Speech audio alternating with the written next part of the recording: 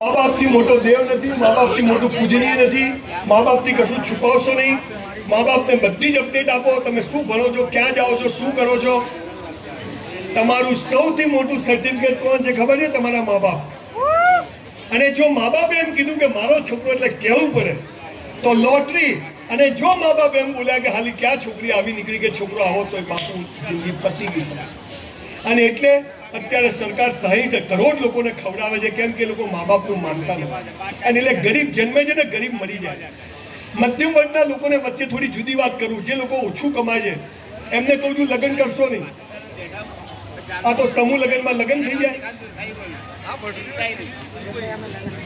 પછી વર્ષમાં લાલીઓ આવી જાય.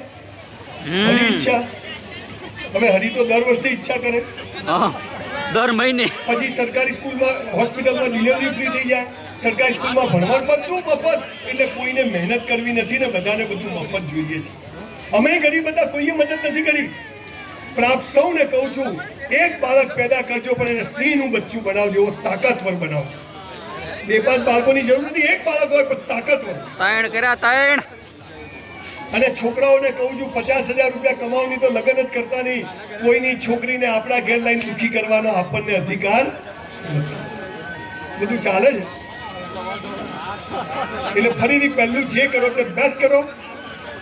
બીજું ઈશ્વર પર શ્રદ્ધા રાખજો કે બધું ઊંધું પડે ને.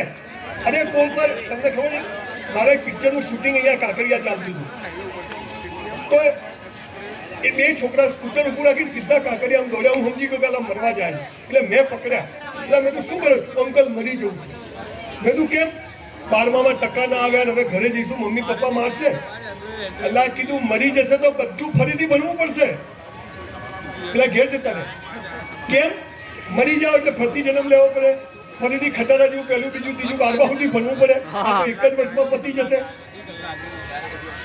સાહેબ, જ્યારે બી ભગવાન તકલીફ આપે, મુસીબત આપે, બધું ઊંધું પડે, કોઈ રસ્તો ના દેખાય, ત્યારે એક કામ કરજો, ધાબા પર જવાનું, મોબાઈલમાં મ્યુઝિક ચાલુ કરવાનું, નાચવાનું.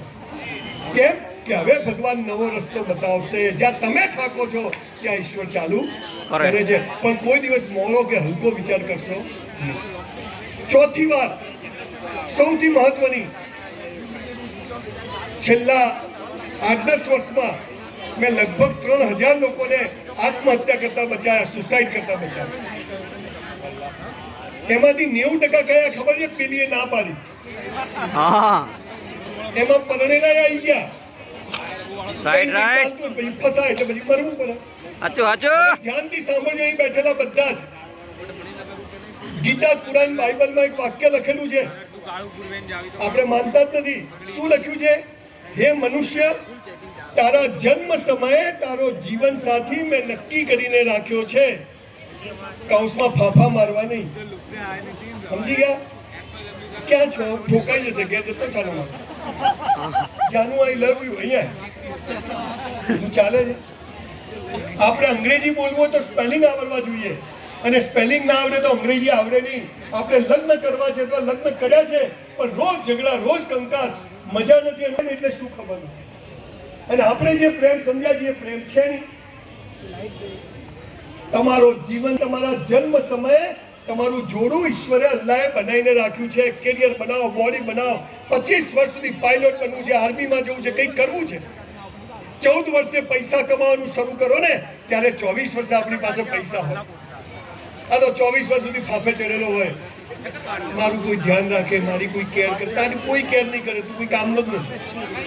મહત્વની વાત કરું કે પ્રેમ એટલે શું, કેમ બધાને ઝઘડા થાય છે. 80 વર્ષના ડોશી હોય ને, 80 વર્ષના ડોશી પણ ઘરમાં કાકાને શું કે, હારા ઘેરથી મોંઘા આવતા હતા, માલા ફૂટી ગયા, તમારા ઘેર આવી. એટલા ડોશી હવે 80 વર્ષે શું છે, અને તોય પાછી ડબ્બામાંથી દવા કાઢીને ડોહાને આપે. આને પ્રેમ કહેવાય, આને પ્રેમ કહેવાય. પણ આપણે કયો પ્રેમ સમજ્યા છીએ? અહીંયા લો ગાર્ડન છે, ખબર છે? ત્યાં સાંજે 7 વાગે છોકરા છોકરીઓ પ્રેમ કરવા જાય, તો હું જોવા જાઉં. પેલા કરે છે શું? મા બાપે ગામડામાંથી મોકલ્યા કે અમદાવાદ જશે, ભણશે, નર્સિંગમાં, એન્જિનિયરિંગમાં, આ તે આમ આ પ્રેમ કરે.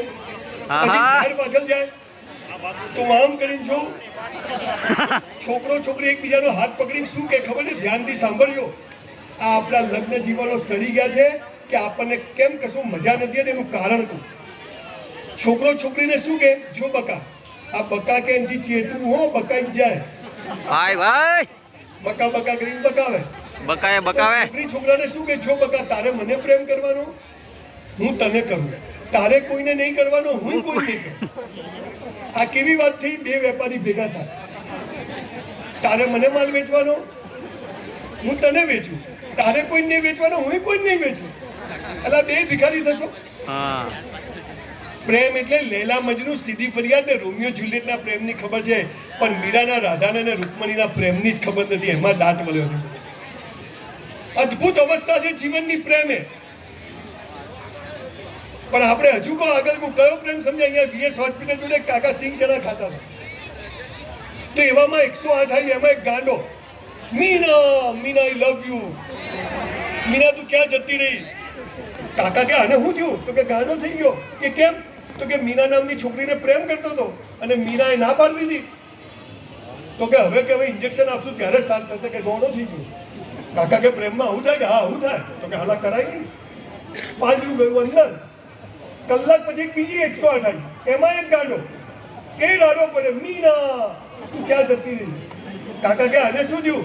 કે આને મીના જોડે લગ્ન કર્યા. ખાય પસ્તા હે ના ખાય પસ્તા. સાહેબ, આ ભારતના 10,000 વર્ષના ઇતિહાસમાં જે લખ્યું છે ને, ક્યાંય કોઈના બાપની તાકાત નથી કે લખી શકે.